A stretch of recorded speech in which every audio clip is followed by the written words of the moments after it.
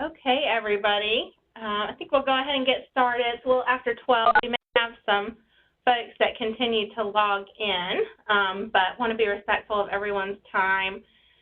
This is Catherine Tuttle. I'm the Manager of Alumni Career Services here at the NC State Alumni Association. And our topic today is LinkedIn and successful business branding. So this is a topic that was actually requested after our first LinkedIn session last year when we did the review at the end. We had someone ask about, how do I use this site effectively to help build my own business? And so we are so thankful that Aaron agreed to come back today and speak on that very topic. So Aaron is one of our favorite presenters. He's an NC State alum and owner of Panorama Personal Development Group. So Aaron, I'm going to go ahead and turn it over to you, and everyone on the line, feel free to ask questions. You can raise your hand or just type them into the chat box below. All right, thanks a lot, Catherine. I appreciate it. And this is one of the subjects that I really like to talk about, so glad that we have the opportunity to come back and help the alumni with this particular issue. Specifically as it relates to business and how we brand ourselves online. Just a really quick overview of what we'll cover. The first thing we're going to talk about is branding and the business, just from a personal and business brand standpoint. Then we'll go right into company pages, groups, and discussion groups. Then we will just talk about some reminders, some things that may be clear to most folks, but always good to hear again. And then feel free at the end and as well during the webinar to ask questions, and hopefully I'll have an answer for you. And if I don't, I will certainly do the research and get back with you on that. First thing I want to say right here, Bruce Turkle talks about branding in terms of a relationship, okay? A brand is the promise of a relationship. The relationship that you build with your customers when they agree to do business with you. Jeff Bezos, the CEO of Amazon, also says, your brand is what people are saying about you when you're not in the room. That's a really important thing to think about as we are, creating online brands and accounts and things like that, and profiles that speak to our skill sets. So really, let's just talk a little bit about what's the big deal about, our brand. The first thing we want to talk about in terms of our business, our brand really should reflect our customers' greatest values, not necessarily our greatest values. Hopefully, they'll be in tandem with one another. But one of the things we really need to understand is our customer. We always want to answer in terms of our brand as a business, what is the one thing that sets us apart from all other businesses that may be offering similar services? Also, when we're communicating these things online, we need to know that we're building relationships for a specific purpose, and that's what our brand seeks to do. So different and in tandem with the brand is also our service, right? So what we do for others is an extension of our brand as a business. We want to make sure that we're providing a connection, we're instilling and promoting competency, and we're being consistent with our customers. The last piece of our service, we want to make sure that it promotes emotional portability. In other words, we want someone else to tell our story and communicate how well we're doing for them and what that service is about, and how we can benefit and how they can benefit from the service. So keeping those things in mind, we want to talk about really quickly the 3 C's of branding. The first is our connection. So as we're in the community, we really have to base our business in authentic connection. Our brand is going to lose its power if we're not doing that. So all else being equal, customers will choose relationship over a product if indeed we are providing good customer service and connection with them. Also, we want to promote confidence. We want to have a certain style that really speaks well of our brand. Okay, so that talks about conduct and performance and things like that. Also, please understand there's a big difference between competence and perfection. In our practice, I think it's clear to us that perfection is always a moving target. However, competence is a learning and development model that we can really adhere to and learn, grow, and change with. Also, we want to be consistent, right? So our consistency is based in doing what we say we're going to do and then continue to do it. Just keep doing what we say we're going to do. It really undergirds our dependability, and if we want our customers to be loyal and our business to grow, this is a key factor. So just a few points about LinkedIn in terms of business. You know, a lot of folks ask, well, why should I do that? Why should I create a company page or a group page? First thing, it's the #1 venue for online professional networking. So if you are seeking other venues in which to do that for your business, go for it. I think you should try anything possible, but this is actually the #1 venue for networking online. So I believe, and I've seen, that company pages and group pages especially have a way to promote an exponential reach for events that you hold as a business or as a foundation or a nonprofit. Even recruitment initiatives that are highly used with LinkedIn. You also have the ability with your company page to feature your group page, and I'll talk a little bit about that as we go, to engage your customers. You know, you can have the company page and the group page in tandem. Another great reason to have LinkedIn for Business is to communicate your thought leadership and your best practices through posting discussions and posting promotions and posting ideas and thoughts. And lastly, of course, you want to add value to your customers' need, you know, to connect and to share stories and to have a way to enhance your business and theirs as well. So as we get started, I want to talk first about a company page with LinkedIn. There are a few rules that we need to kind of understand as we build our pages and just some preliminary thoughts. The first, you'll want to start by creating the company page. You don't want to start out with a group. You want to start with a company page because that is your business. You also must have an authentic personal LinkedIn profile to set up your company page. So in other words, if you do not currently have a LinkedIn profile, it will be difficult for you to do that. Anytime you want to make edits, anytime you have an account set up with a company page, there has to be an administrator designated for the account to do that. And you can assign more than one email address to the account, but as long as it's an authorized email address that LinkedIn recognizes with that account, you're good to go. In order for your company page to be published, you're going to need to include a description, and I think you have up to 2,000 characters in which to provide that description, and a company URL, in other words, a website or another place that points to the company and its services, in order for it to actually save and publish for you. As you're creating your page, one thing you must understand is that previews are not available, so you can't preview it before it's published. So go ahead and make sure that you're doing things like proofreading and creating your content before you actually go and post things on your company page. It would be a better idea to kind of have those things proofread and ready to go. All right, so here is a snapshot of where we're going to go when we want to begin creating our company page. So here I am actually on my activity feed from my personal LinkedIn profile. As you can see, I've actually highlighted the word interests, and the drop-down box comes up, and the first one there says companies in blue.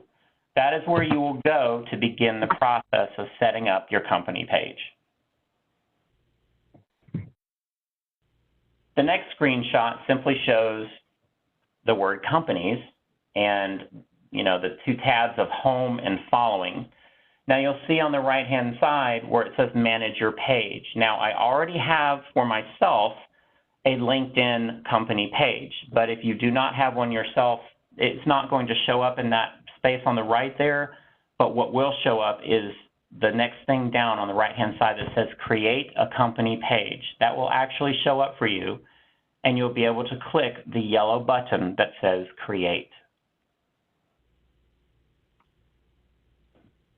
At this point in time, what you'll want to do is make sure that you have a valid company name, your email address at your company, and make sure that you're able to verify that you're the official representative that's going to be administering that company page. And then you'll just click Continue.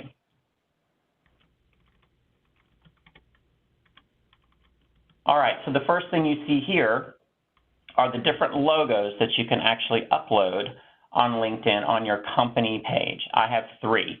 One is like the masthead type of logo, another one is the standard logo, and the third is a square logo.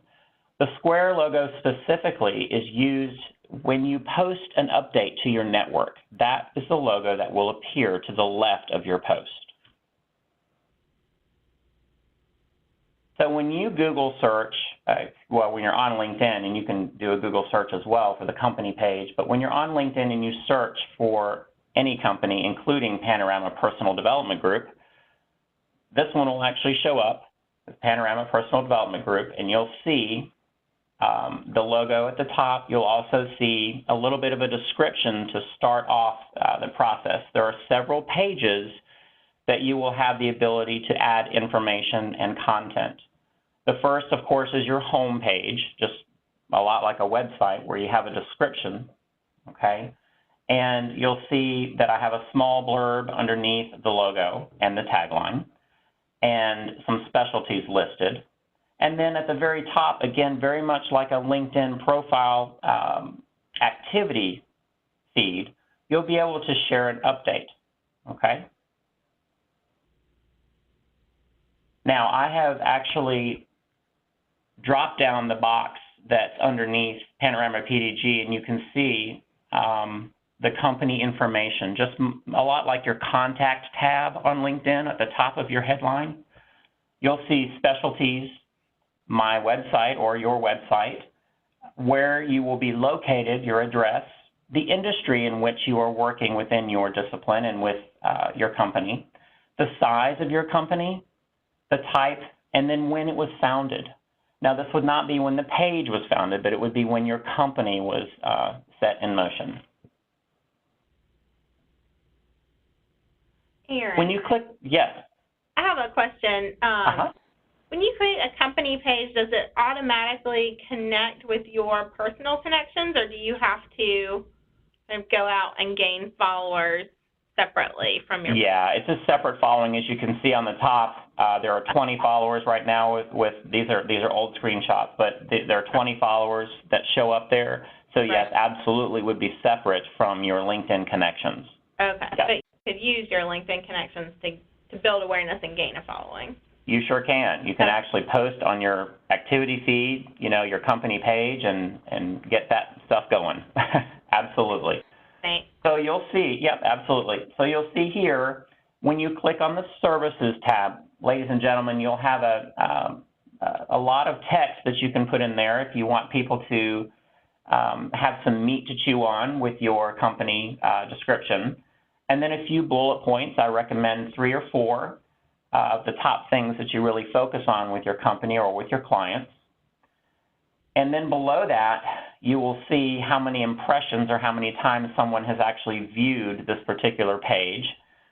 And this screenshot, when it was taken, you can actually see 582 impressions of this particular page and a 7% engagement, which is, you know, that's just a percentage based on how much activity you have going on and how much other people are sharing your information.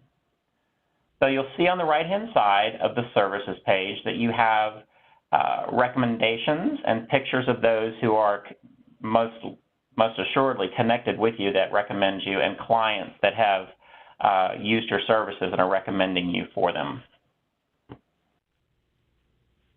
All right, so now I have actually dropped down the services box where it talks about our overview and the 4 different bullet points, but then you have the 6 folks who have recommended our company and how many ever you have chosen to ask to recommend you or who initiate that recommendation. So if you were to actually scroll down further on this page, you would see all of the recommendations, the actual verbiage beside each connection that has recommended you.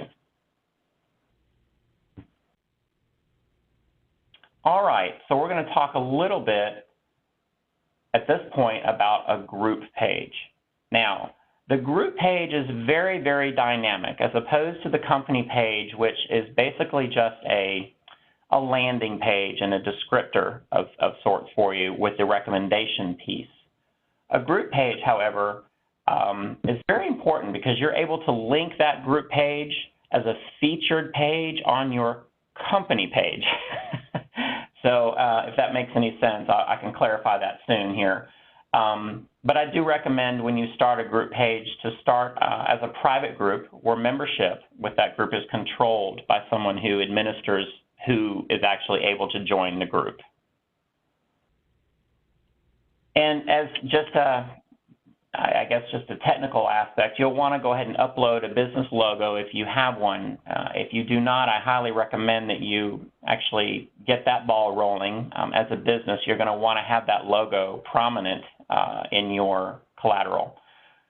And when you upload this particular logo on the group page portion of LinkedIn, make sure it is a high resolution image and that it is no larger than 100 by 50. And the file size itself is no larger than 100 kilobytes. So it's a kind of an art to get that logo looking like it needs to at that resolution and that size. So if you do not have someone who does design work for you, I highly recommend you find a good designer. One on my staff is phenomenal, and we've had a lot of success with what he has done. So logos are very important as you begin to add to your profile and your group pages. So under your group profile setting, and we're going to get to that, I'm going to show you how that works. You want to answer 3 questions about your brand so that when members or potential members of that group want to join your group, they will know exactly what you're about. You want to answer 3 questions. Who are we as a company? What do we bring to the table? And of course, what's going to happen as a result of what we do for our customers? And a lot of times those recommendations that begin to come in answer those questions. So here is the first screenshot of a group page. At the very top where you see the small sort of a canary yellow box underneath the italic I there, I have highlighted that with my cursor, but you can't see the cursor. The I is simply for information and settings. So when you click on that, this particular black box will drop down from your group page. Now, I've actually chosen NC State's Alumni Association's group page just to give you an example of what this looks like. And also wanted to let you know, I've had questions in past webinars about whether or not this is available with a standard account versus a premium account, and the answer is it is available with a standard account.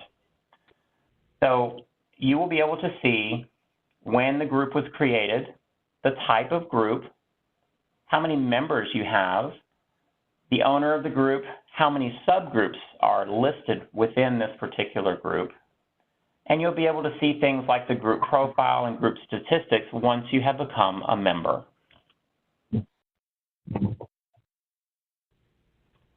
So the second tab is basically the group profile. So when I click on group profile, that's what I'm going to see. So I'm going to see the subgroups and all of those things. All right, so here we are with the group profile, and it says it's a private group. Now, very important to see that very first box right under NC State Alumni Association and the logo. It talks about what this LinkedIn group is for, and this is basically the branding statement. okay? Because we work to support the university and build a powerful alumni network that guarantees an NC State relationship is always near and your ties to campus are alive, active, and meaningful.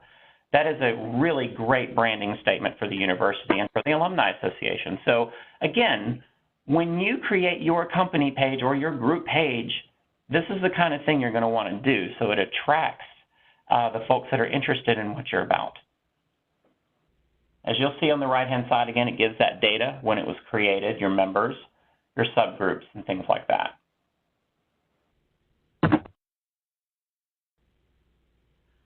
All right, so there you see the group statistics on the right-hand side there and who your managers are for this particular group.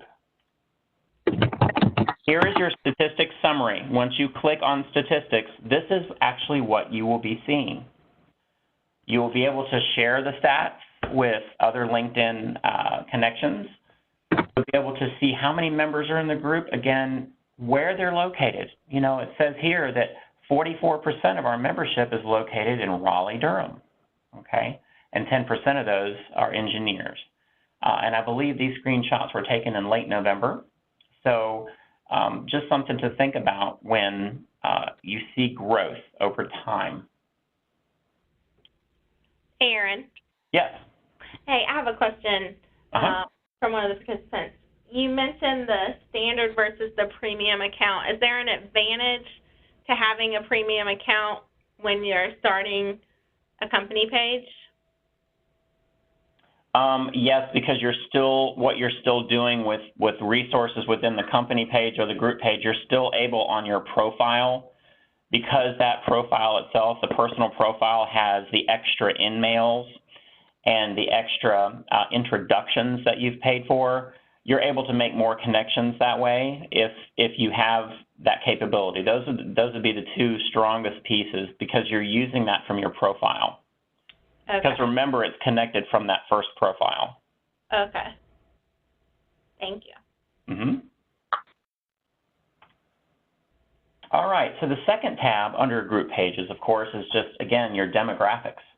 We talked about how many folks were involved in a particular discipline, where they were located, in what industry, and then it will even break it down even further for you should you need it.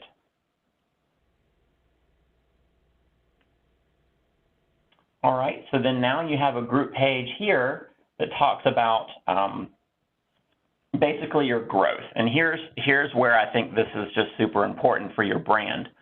If you see the number of new members and you go and you check those members out and where they're located, their particular business or industry, why they're joining your group, some of the discussions that have been happening, the activity, and then the week-over-week growth. If you start seeing that within your group page and then you see the activity increase with your company page, you'll be able to make some good business decisions, at least a portion of the business decisions you would make on what's happening with LinkedIn.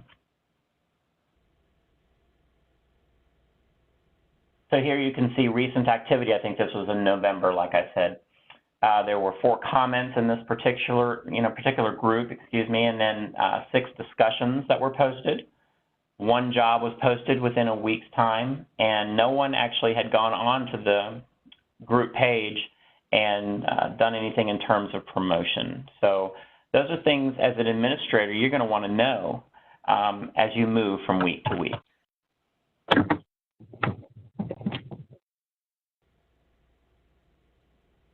Okay, so basically when you feature groups on your company page, this is how you're going to do that. You're going to take a look at once you've created your company page, you're going to hit the edit button to the right-hand side. Again, you'll be an administrator, and this is where you'll be able to do that. When you click on that edit button, the next thing that will show up for you is this screen. What you'll do is you'll scroll all the way down to the bottom of the screen, and it's going to ask for featured groups. Again, this is a very important aspect of your company page because your group page can be featured on your company page. Very important when someone lands on that company page to be connected to the group. So Again, you must be an administrator to add this featured group onto your company page. You have to have that authorization to do that. Okay, some reminders about group pages. Make sure you do click on the italic lowercase I on that upper right-hand side of the group page to access that black box with that data that you need. Okay, and you know that those statistics can be used to help you and your business associates. You know, you can start asking some of those tough questions and possibly recognize where your customers, you know, what they need as opposed to maybe what you're offering. And some of the conversations and discussions that go into that will certainly lend to that.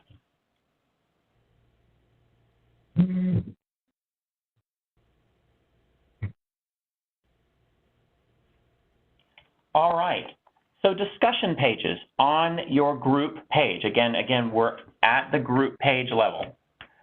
Your discussions have direct impact on your audience, okay? And once you have members posting discussions, you're going to get lively debate. You're going to see interaction going on, and as an extension of your company page. Make sure they're professional in nature. You're going to want to monitor them on a regular basis, okay? And make sure those topics are most relevant to your customers, okay? And you want to make it a forum where they're able to talk about what they're doing, their brand, growth, and not necessarily personal gain for yourself, but just to interact and to have that where you're able to grow your business as a result, okay? One thing you want to do in your own discussion page on your group page is to pose questions, find articles. Again, you can find those within your LinkedIn personal profile that's connected to your company page. And you're able to find those influencer posts like we talked about in the previous webinar. And you can choose to post those things and comment on them. Or even if you have your own blog, this is a great place to put a blog post and talk about your business or about a facet of your customers that you really appreciate. So you're really going to try there to increase your engagement with your customers. Also in the discussion area, this is a great place to take a poll. You're able to do a little bit of your own market research within your group. So here are some screenshots to talk about the list I just went through. The first, this is where you would actually post a discussion under the group. This is the first tab from the left. So you can include a title. You have 200 characters for a title, which you probably don't need. You want to make those titles really simple. And then you can add more details underneath it. My advice is to find a great article or even your own blog post and put that URL here in that area. And it will populate with an article, and you can actually comment on that article, very much like your activity feed on your personal profile. So that's what I did. I ended up putting an article and posting it there. And basically, again, I did that within the NC State's Alumni Association group page. So, you know, the idea is, well, this article talks about success for MBA grads. So why not go and get a degree here at NC State? So it was an advertisement for their MBA program, as well as the article that was posted about a 95% employment rate. So it's a really good way to engage your followers. Aaron, also, yes, ma'am. We've got another question about kind of the number of posts per week that would be appropriate, or how often should you be engaging your followers? Well, as a personal business, I would do it, you know, once or twice a week at least. And, you know, again, you're going to want to monitor the engagement, because getting to know your customers is the best thing you can do. So if you're seeing there's no response in the group or on the company page itself, you know, you may want to tweak it. So that's a good place to really put your name and your brand out there. And I would do it, when you start, I would do it at least once a week, if not twice. And then again, that would be, what's that? let's say, like, your goal is to monitor kind of what's resonating with people, what's causing people to respond, what seems to be That's right. for interest versus going unanswered. Right, and so, you know, the same would apply on the opposite end of that, right? So if you didn't see any engagement or if you saw a whole lot, you would want to feed into those things. You would want to feed into that engagement and keep asking questions and, you know, taking polls like you see here on this screen, where you're able to actually create a poll where folks in your group can vote. Okay. The next tab from the left is the Promotions tab. Now, this is an area where you're able to advertise, and folks in your groups can also advertise. And it's a really neat way to have collaborative relationships. Now, again, I know folks who are direct competitors and things like that, I mean, those are things you're going to have to think about as an administrator. But this is a great place to, I guess, develop relationships from a business standpoint. Okay? You're going to see what others are promoting. You can follow or initiate those promotions. You can actually like them and share them and things like that as well. So one thing I want to tell folks who have business or group pages, please do not promote that business portion in the discussion section. Okay? Promotions is for promotion and for promoting your business or someone else doing it on your, you know, behalf or with your permission. So if you promote your business in the discussion section, that's kind of a little bit of a no-no on behalf of other folks. You just want to make sure you're doing the right thing. And LinkedIn really wants you to promote in promotions. That's why they've added that particular tab in the group page.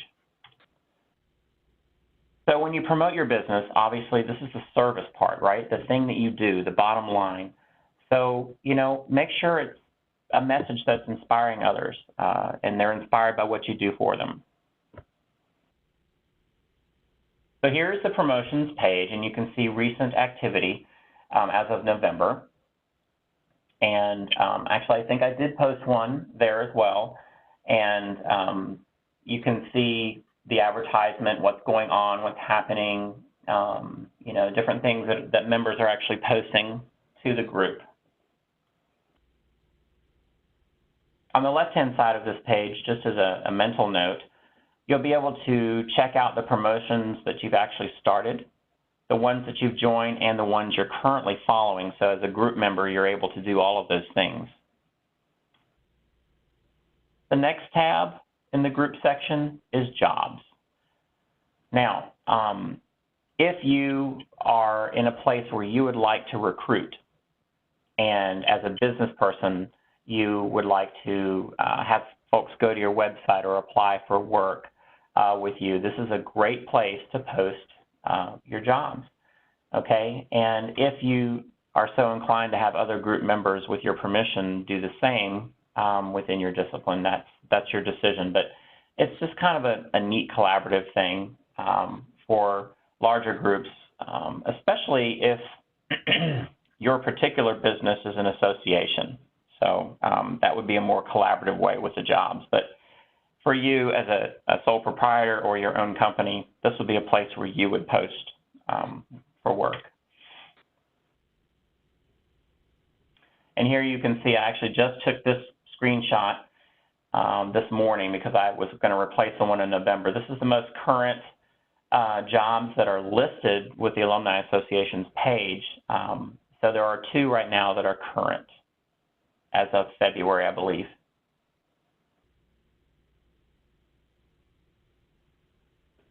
The next page is members. So basically, you see that this particular group page is for, you know, a network of folks, and you have a lot of members simply because the university is very large and very active and engaged with their membership. So these are the members that are actually on LinkedIn currently, and there are many more, but as of right now, or as of November, it listed 7,000 members who actually had joined this group. Okay, that's different than those who are on LinkedIn. So you're able to use this even with your own business once you start having a lot of folks follow your group, to search for them inside the group. So I just want to talk a little bit about the group and page engagement. Those two different things that we talked about, right? We have our company page and then our group pages. Your goal ultimately is to create a connection on LinkedIn. Okay, you want to make sure your brand is serving your audience and that you really get to know your customer. And LinkedIn is a really great way to do that with the company pages and the group pages. Okay. And this is also, again, like I just said, your reach and your voice with your brand is really important. And you have the ability to be as active or reactive as you deem appropriate. So I would say take charge. There are a lot of group pages out there that are very active and some that are not at all, where they could really be very influential in the community. So I encourage you that when you start these company pages or group pages, that you have an administrator who is, you know, really out there with social media and with engagement and development with your business. That way you have more interaction online. You're going to find out as you go, and the folks that are going to join your groups, why they're joining, and they're engaging for a reason. So, you know, have those talks, have those discussions. Start connecting with folks in your network. This is a really great way to grow your business.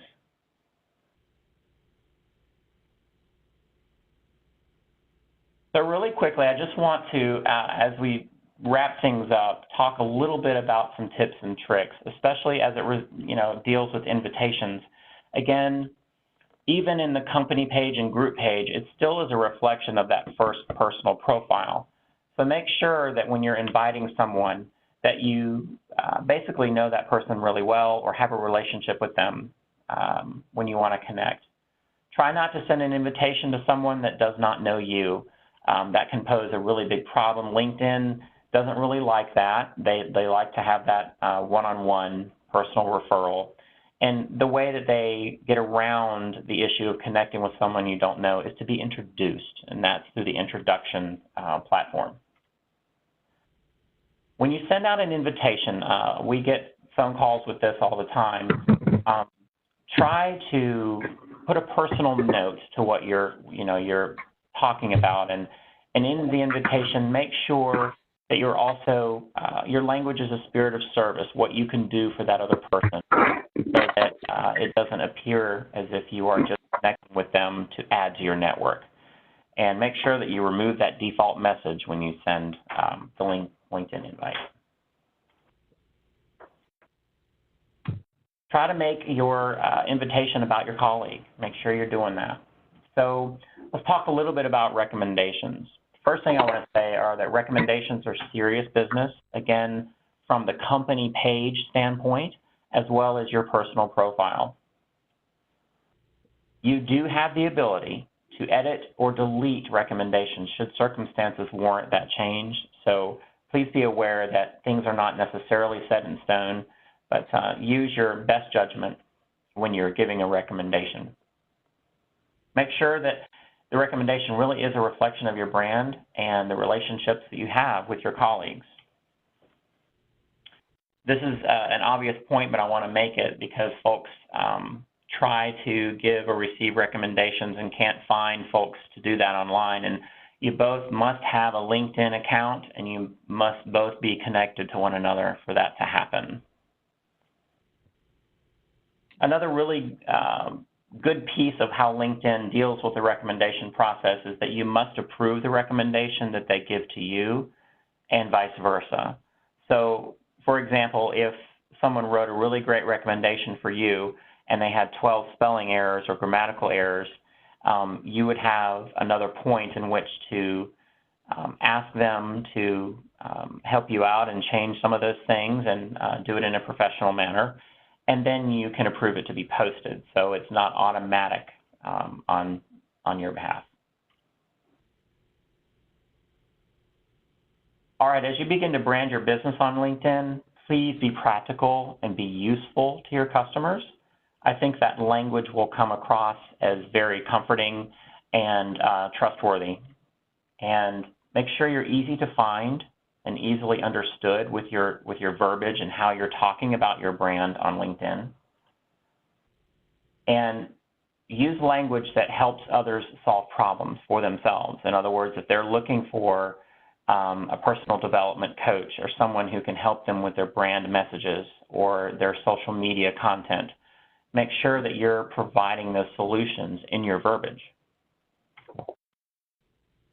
And obviously, let's be authentic. It's really important for our customers to see the real deal in terms of our core and who we are and how we promote our business. Caring, kind, and generous, and when I say that, I mean in person and also in your language online. Sometimes it can be where you will read certain things that are definitely not in that language. So make sure that you have an open language for your customers. And obviously it goes without saying, but respectful and having integrity, especially with your language. And make sure that you're using verbiage that talks about the indispensable piece of what you do and the service you provide. Again, what sets you apart from everybody else in that same business. Resiliency in your language is super important. Make sure that you're able to talk about that. And whenever you're monitoring your company page and your group page and even your particular individual page, make sure that your response is following up and be responsive to that. Initiate. Make sure that you're keeping your profile up to date and things aren't, really logged back where you're going to have to try to clean house instead of really being on top of things. And make sure that when someone actually either recommends you or endorses you with your private page and then also your company and group, make sure that you thank them and send them a message and thank them. And at this time, I thank you for your time, but I wanted to just open it up for more questions if anyone had anything that they wanted to, to talk about that we haven't covered here today. Aaron, I wondered, is there a certain type of business that is most successful on LinkedIn or makes more sense than another type of business? Wow, that's a really good question. I don't have enough market research to say exactly what that would be, but again, I think the LinkedIn company page and the group pages, if you're providing connection, competency, consistency, you're communicating regularly, you're getting your brand messages out there, and you're attracting folks to those pages, I would say just about any type of business. I think what I do with the personal development stuff and then communicating those messages grabs folks, and gets their attention. But that is a really good question, Catherine. I don't know of any one industry that's been extremely successful other than, like, say, large corporate entities where people are just joining the company page and following them simply because they're just so big and so many people know, they have that brand recognition. Right. I would say the possibilities are really endless with using this platform for anyone who, is either in a small or medium business who wants to really get their name out there. And it's all about that original page, right? You've got your connections and you can communicate with them and then grow your network with your company. So. Great. Well, Aaron, thank you so much for another great presentation. I know you are open to connecting with people on LinkedIn, so if anybody here has questions, we'll obviously send a link to the recording, but if you wanted more information or wanted to connect with Aaron directly, I'm sure he would welcome that. Absolutely. Absolutely. Thank you, Catherine. Yeah, thank you so much.